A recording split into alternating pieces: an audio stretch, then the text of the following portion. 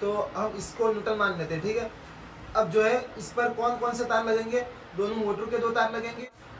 ये spin motor की एक स्विच है, ठीक है, तो ये भी इसके साथ सटा देते हैं उसको भी।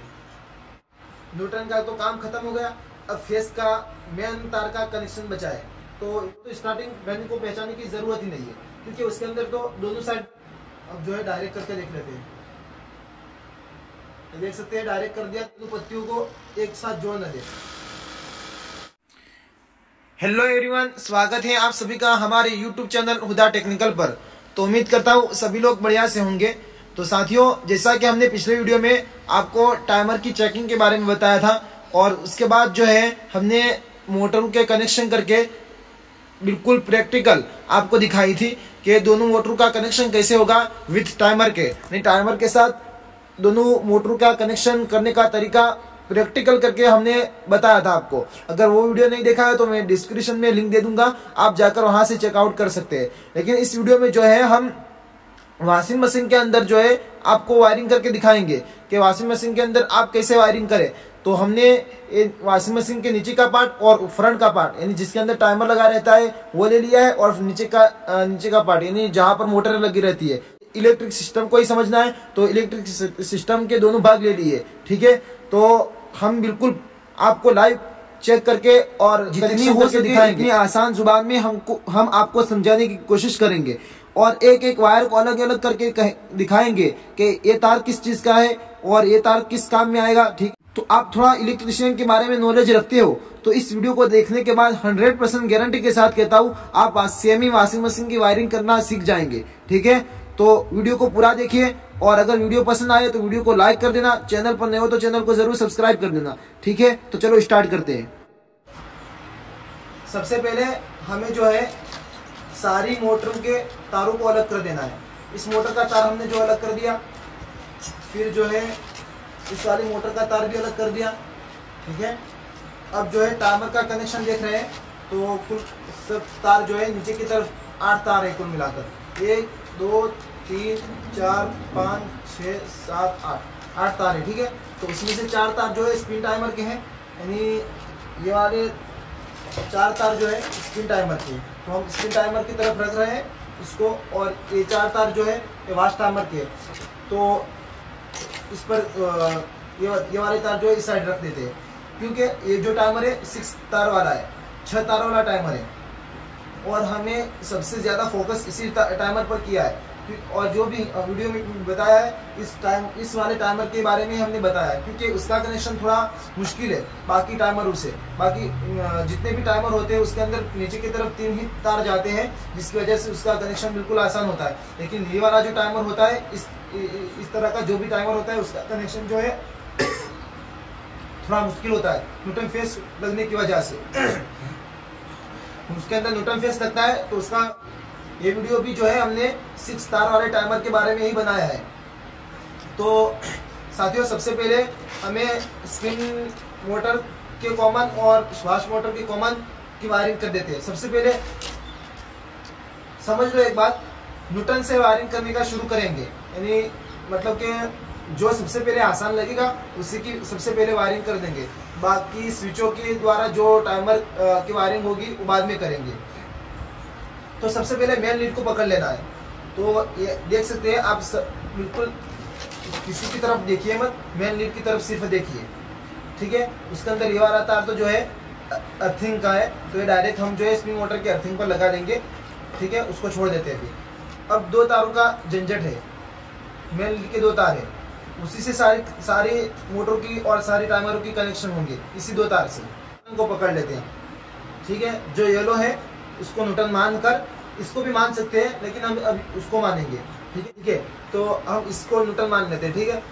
अब जो है इस पर कौन कौन से तार लगेंगे, दोनों मोटर के 2 तार लगेंगे, और अगर इस तरह का टाइमर है तो इसका एक न्यूट्रल लगेगा, और इसका स्पिन मोटर का एक न्यूट्रल तो लगेगा ही लगेगा, क्योंकि उसके अंदर 2 स्विच है। एक तो ये टाइमर की शक्ल में स्विच है और ये स्विच है, ठीक है। तो ये स्विच क्या काम करती है, मैंने उससे पहले वीडियो में बताया था कि 1-2 पत्तियां होती है जो कि डोर उठाने पर चिपक अलग हो जाती है और डोर जैसे ही नीचे करते हैं तो इस तरह की चिपक जाती है, जिसकी वजह से मोटर जो है चालू हो जाती है। और डोर उठाते हैं तो इस तरह करके दो पत्ती अलग हो जाती है, तो कनेक्शन अलग हो जाता है, तो जिसकी वजह से मोटर बंद हो जाती है और एक कलेज होती है तो मोटर को फौरन रोक लेती है। ठीक है, तो दोनों मोटर के 2 तार लगेंगे, वाश टाइमर का एक तार लगेगा और स्पिन मोटर की एक स्विच है तो उसका एक तार लगेगा। लेकिन क्या है कि यहाँ पर स्पिन मोटर के लिए दो स्विचें लगाई है, तो स्पिन मोटर के लिए हम ये वाला जो कॉमन तार है उसको अभी उसके साथ नहीं जोड़ेंगे, डायरेक्ट नहीं जोड़ेंगे, बल्कि इस वाले स्विच के साथ जोड़ेंगे। अगर ये स्विच खराब हो जाती है आपकी तो आप ये डायरेक्ट कर सकते हैं, इस तरह करके डायरेक्ट कर सकते हैं। लेकिन जब डायरेक्ट करें तो ये वाली जो स्प्रिंग निकाल कर उसको अलग कर दे, इस तरह करके अलग कर दे, वरना अगर आप अलग नहीं करेंगे इसको तो जैसे ही डोर कोई उठाएगा तो मोटर चालू ही चालू रहेगी, लेकिन इस तरह करके ब्रेक लग जाएगी, जिसकी वजह से मोटर जाम हो जाएगी और मोटर के फूकने का अंदेशा हो सकता है, खतरा हो सकता है। इसलिए मोटर को अगर मोटर के ये पत्तियां खराब हो जाती है और आप उसको डायरेक्ट स्प्रिंग निकाल कर उसको भी अलग कर दे, इस तरह करके दूर कर दे। ठीक है, तो जो है बीच में बात आ गई तो हमने बता दिया। ठीक है, तो अब उसका कनेक्शन करेंगे तो सबसे पहले इस वाले मोटर का कॉमन ले लेते हैं। इस मोटर का कॉमन हम नहीं लेंगे, हम उसको आगे बताते हैं किस तरह करना है। तो अभी इस मोटर का एक कॉमन ले लेते हैं, तो ये भी येलो है तो उसको उसके साथ जोड़ लेते हैं। ये स्पिन मोटर की एक स्विच है, ठीक है, तो ये भी इसके साथ सटा देते हैं, उसको भी जोड़ देते हैं इसके साथ। अब वॉश टाइमर इस तरह का अगर आपके पास है तो उसका एक तार लगेगा जो कि मोटर को चलाने के लिए होता है। ये मोटर को इसके अंदर मोटर होती है, मैंने पिछली वीडियो में आपको बताया था कि उसके अंदर मोटर होती है, तो मोटर को चलाने के लिए 2 टर्न फेस लगता है उसके अंदर, तो उसका एक तार लगेगा। ठीक है, तो उसका तार अगर इस तरह का टाइमर नहीं है तो फिर तो 3 ही तार लगेंगे न्यूट्रन पर, तो हम उसको जोड़ देते हैं। तो एक न्यूट्रन का कनेक्शन कंप्लीट हो गया।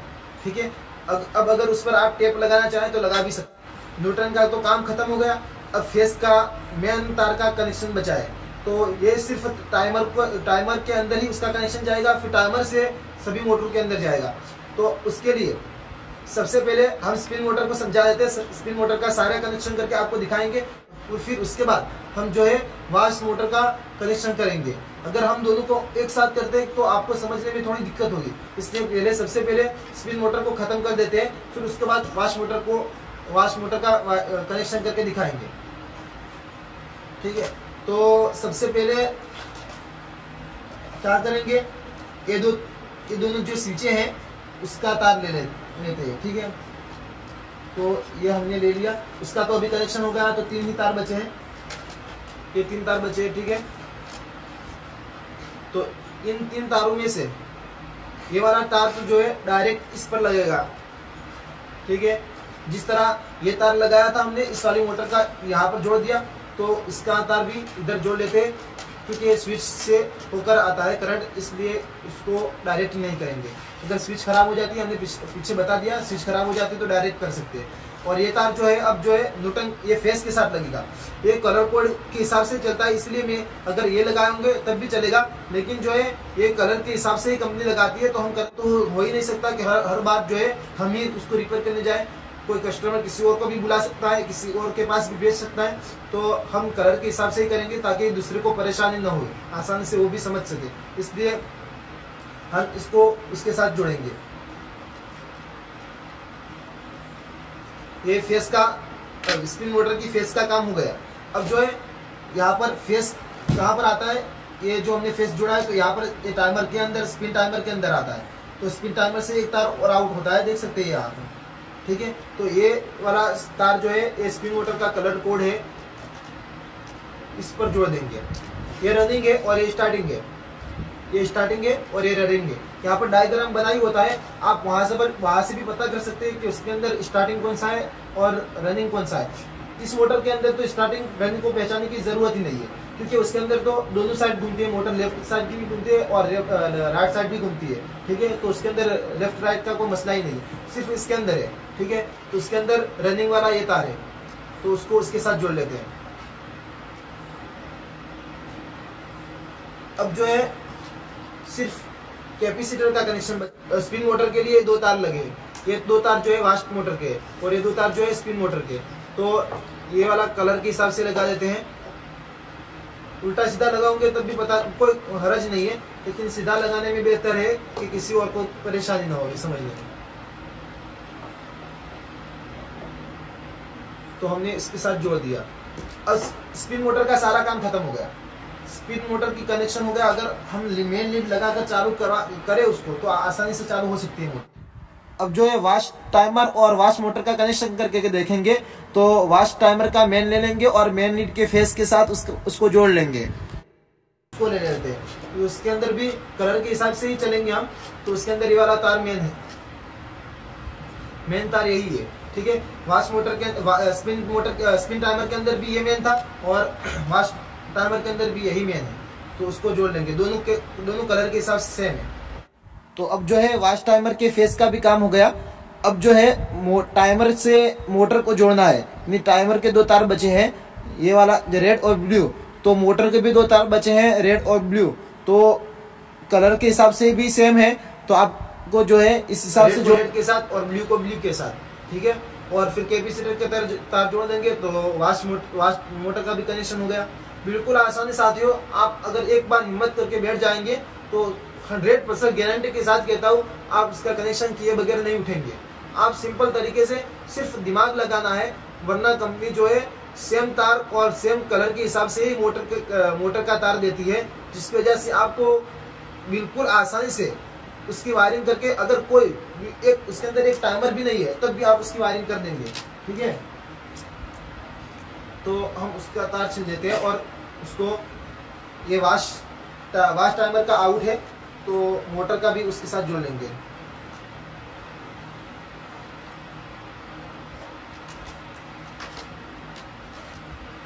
ये भी वाश टाइमर से तार आ रहा है तो उसको जोड़ लेंगे। अब जो है सिर्फ कैपेसिटर का कनेक्शन बचा है, तो कैपेसिटर के भी 2 तार बचे थे, ये 2 तार बचे थे, तो इन 2 तारों का भी कनेक्शन कर देंगे। इसके अंदर भी सेम कलर है, ब्लू और रेड, तो ब्लू को ब्लू के साथ और रेड को रेड के साथ जोड़ देंगे।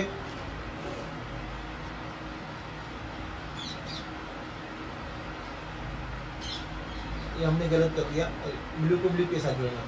वैसे कोई दिक्कत नहीं है, लेकिन कोई अगर देखेगा तो कहेगा कि कंपनी सेम कलर देती है तो फिर ऐसा करने की जरूरत क्या थी। इसलिए हम कलर को कलर से मिला रहे हैं, वरना ये कोई जरूरी नहीं है कि ब्लू को ब्लू के साथ ही जोड़ना है और दिखने में भी अच्छा रहे, ठीक। वाश मोटर के रनिंग और स्टार्टिंग पर दोनों पर तार लगेंगे और यहाँ पर स्पिन मोटर पर सिर्फ रनिंग पर लगेगा, स्टार्टिंग पर नहीं लगेगा, क्योंकि स्पिन मोटर को एक ही साइड घुमाना है और वाश टाइमर को दोनों साइड घुमाना है, कभी लेफ्ट साइड कभी राइट साइड, तो दोनों साइड घुमाना पड़ेगा। तो दोनों पर तार लगेंगे, ठीक है। तो ये वाश टाइमर का भी कनेक्शन कंप्लीट हो गया। तो साथियों देखा आपने कितना आसान था, सिर्फ हमने इधर फेस दे दिया तो बाकी काम सारा ऑटोमेटिक हो गया। मतलब कि हमको खुद को करना पड़ा, लेकिन सेम तार आते हैं तो सेम तार जोड़ लिए और कोई दिक्कत नहीं थी, ठीक है। तो उम्मीद कर रहा हूँ आपको अच्छी तरह समझ में आ गया होगा। तो साथियों ये हमारा सीरीज बोर्ड है, सीरीज बोर्ड भी है और मैनुअल बोर्ड भी है।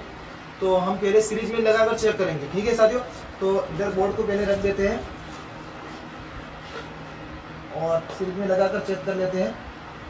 कहीं वायर सटा हुआ होगा तो सीरीज बल्ब फुल जलेगा तो पता चल जाएगा, ठीक है। वैसे चेक कर लिया है, कोई सटा हुआ नहीं है और हम भी किसी तार से टच नहीं है। तो चलो चालू करके देख लेते हैं।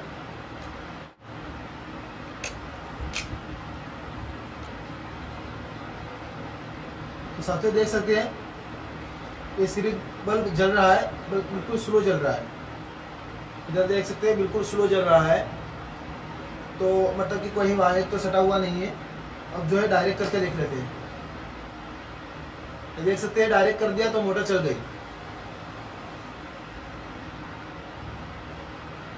ठीक है साथियों। आपको दिख रहा होगा, ये देख सकते हैं मोटर चली, लेफ्ट साइड भी चल रही है और राइट साइड भी चल रही है।